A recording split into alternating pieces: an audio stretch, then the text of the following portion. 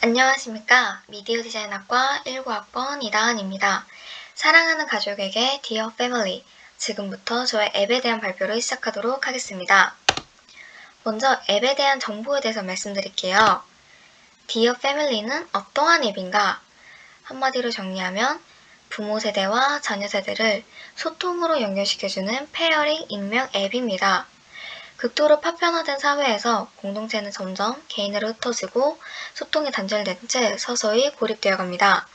코로나가 심해지면서 더 고립된 형태가 된 것도 있지만 현직 대학생으로서 친구들이나 친한 지인들의 말을 들어보면 이러한 사회 현상은 변해버린 국민들의 사상과 인식 또한 담겨있기 때문에 코로나가 끝나도 크게 변하진 않을 것 같습니다. 또한 현 40대, 50대, 저희의 부모님 세대들이죠. 이분들은 개인주의적 성향을 가지고 있기 때문에 단지 누군가의 엄마, 아빠로 끝나는 것이 아니라 나 자체의 삶 또한 중요하게 생각하며 그러면서도 본인의 자녀들과 라이프 스타일을 공유하길 원합니다. 해서 저는 이러한 요소들을 분석하여 사회 소통 앱을 만들고자 합니다. 가장 중요한 포인트 중 하나죠. Dear Family는 무엇이 다른가? 이 시대가 발전하면서 세상에는 수많은 커뮤니티 앱이 있고 수많은 채팅 앱이 존재합니다. 후에 서술하겠지만 벤치마케팅을 통하여 다양한 앱들의 장점을 뽑아왔다 한들 그것은 저의 Dear Family의 아이덴티티이자 독창성, 차별성이라고 말하기는 어렵습니다. 즉, 좋은 기능들은 단순히 그 장점에서 그치고 경쟁력으로 끌어올리기에는 한계가 있다는 거예요. 그렇다면 제가 강조하고자 하는 소비자들과 여러분이 저의 이 Dear Family를 선택하게 되는 또 선택하고 싶어지는 그 이유가 무엇일까? 바로 가족이라는 키워드예요. 자, 여러분이 아이폰 유저라면 애플 앱스토어, 갤럭시 유저라면 구글 앱스토어에 들어가서 다른 말 다 필요 없이 그냥 가족이라고 검색해보세요. 저는 아이폰을 사용하는 유저이기 때문에 다음과 같은 화면이 뜨는데요.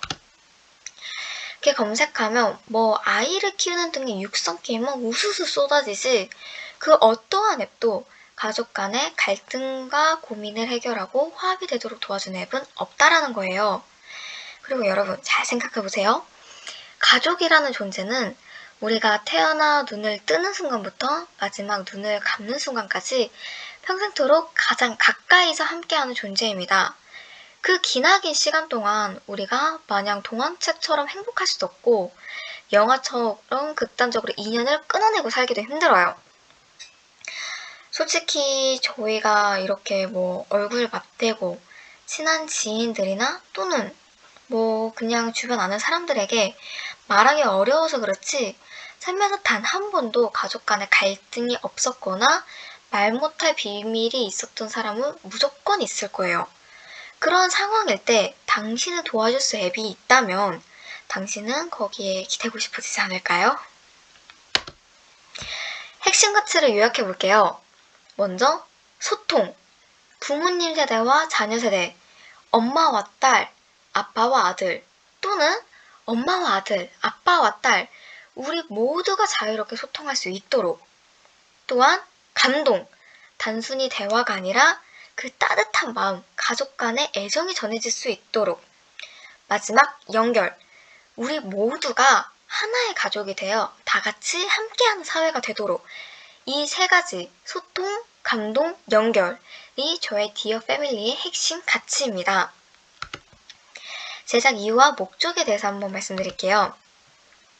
제가 Dear Family를 제작하게 된 이유는 자취를 시작하는 1인 가구 세대가 점점 증가하면서 자식과 부모가 떨어져 사는 주거 형태가 매우 늘어났고 X세대와 MZ세대 모두 개인주의적 성향이 나타나다 보니 자연스레 소통이 줄어들고 있습니다. 실제로 자취하는 저의 친구들을 살펴보면 평균 3일 정도 짧게 연락하거나 2달에 한 번 본가에 내려가는 것이 가족끼리 가장 자주 만나는 빈도수더라고요. 또한 부모님과 같이 사는 저도 서로의 이 라이프 스타일과 생활 패턴이 달라 하루 중 같이 있는 시간이 매우 적어 거의 소통이 단절되어 있어요.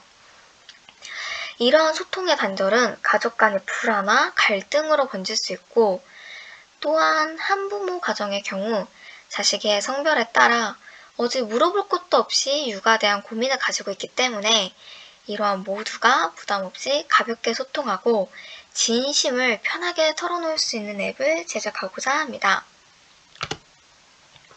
사회 현상 및 트렌드를 분석해보면 정말 가족끼리 소통이 단절됐기 때문에 다음과 같은 살인, 정말 폐륜에 대한 사건도 일어나고요. 엘리베이터만 타도 숨 막히는 이러한 현상이 발생하고요. 정말 어린 아이, 유치원을 가는 아이부터 자식을 모두 시집 장가 보내고 자식 손주로 본 어머니, 아버님 세대까지 모두 다 소통의 갈등을 겪고 있다는 거예요. 그러면서도 설문조사를 해보면 가족은 당신에게 소중한 존재인가요? 물어보면 97%가 그렇대요. 근데도 가족과 같이 살고 있다고 보면 아니래요. 또한 가족과 행복하다고 여기는 순간은 가족과 유대감이 느껴질 때 있지만 갈등하는 주요 요인도 소통의 문제. 뭔가 좀 아이러니하지 않아요? 가족을 사랑하고 가족이 소중하고 가족과 잘 지내고 싶지만 가족 간의 갈등이 있는 주요 연인이 절반 이상이 소통의 문제라는 거죠. 이처럼 이 가족 간의 소통은 가족 간의 행복의 가장 큰 열쇠가 된다는 것입니다. 주요 타깃층 설정에 대해 말씀드릴게요. 제가 무려 80명의 사람들을 설문조사해 보았습니다. 10대부터 50대까지 최대한 외부의 터치 없이 집중하실 수 있도록 존중한 상황에서 학생, 취준생, 직장인, 전업주 등 다양한 성별과 직군으로 설문조사를 실시한 결과 정말 예상치 못한 결과이면서도 예상한 결과가 나왔는데요. 대부분 절반 이상이 제가 앞서 설명해드린 그 사회적 현상과 똑같이 결과가 나왔습니다. 해서 디어 패밀리는 어떠한 사용자를 위할 것인가?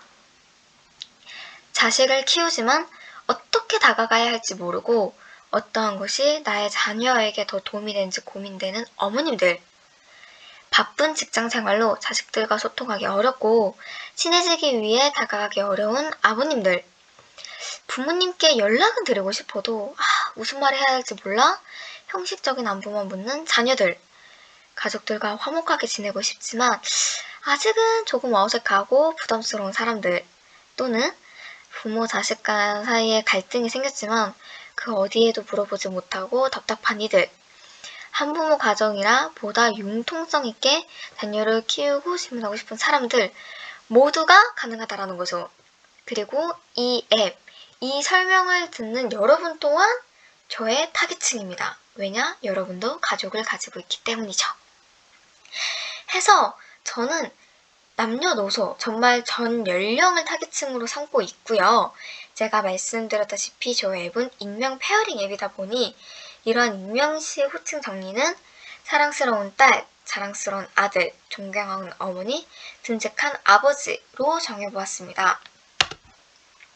주요 기능 및 기획에 대해서 말씀드릴게요. 디어 패밀리의 주요 기능은 어떠한가?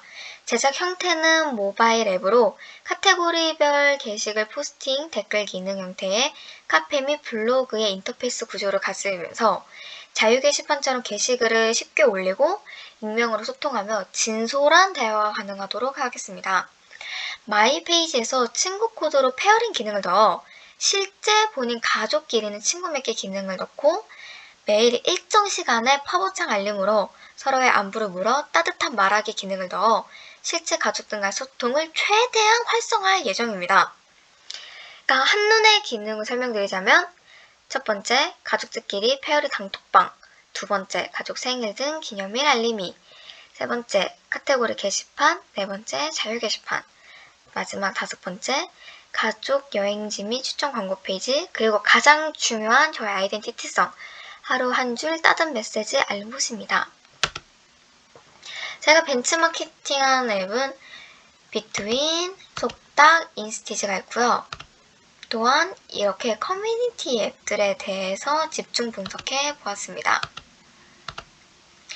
마지막으로 디자인 레퍼런스에 대해 말씀드릴게요. 저는 전체적인 디자인은 사용자가 전 연령인 것을 고려하여 부모님 세대를 생각해 최대한 심플하고 가독성이 좋게 만들 것입니다. 그래서 심플한 화이트 블랙 모노톤의 블루 색상 색을 조합하여 콘센트는 둥글고 심플하게 휴먼 펜슬을 사용할 것이죠. 왜냐하면 처음에는 저도 난색 계열로 따뜻한 느낌을 줄까 하다가도 소통의 가독성을 극대화하고 오래 사용해도 사용자의 눈이 편안하도록 쿨톤 계열로 가는 게 좋다고 생각했기 때문이죠. 해서 다음 화면에 보이는 것과 같은 디자인 스타일을 따라갈 것 같습니다. 레이아웃 구조에 대해 잠시 보여드릴게요. 마지막으로 저의 앱에 대한 플로우 차트를 보여드리면서 이상 발표를 마무리하도록 하겠습니다. 저의 발표를 들어주셔서 감사합니다.